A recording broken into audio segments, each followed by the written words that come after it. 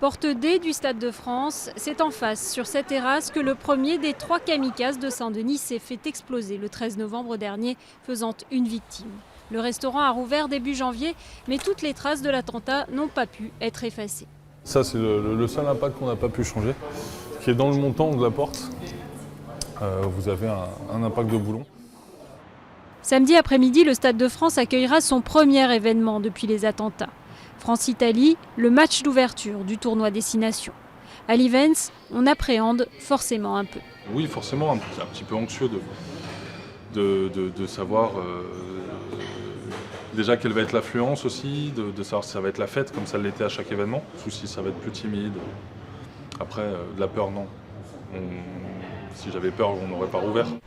Samedi, un périmètre de sécurité élargi sera mis en place. Plusieurs points de filtrage sont prévus en amont du stade où seront effectués des contrôles des billets et des sacs.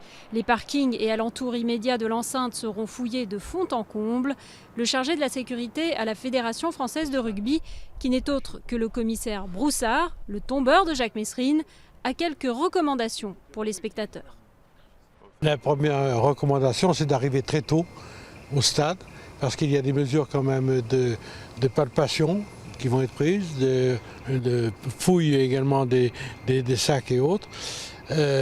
Donc arriver, les portes sont ouvertes 2 heures avant le début de la rencontre. Et bien dès l'ouverture des portes, il faut que les gens se présentent. Un peu plus de 60 000 personnes sont attendues samedi.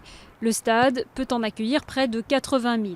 La Fédération de rugby reconnaît avoir enregistré une baisse significative des ventes dans les 15 jours qui ont suivi les attentats.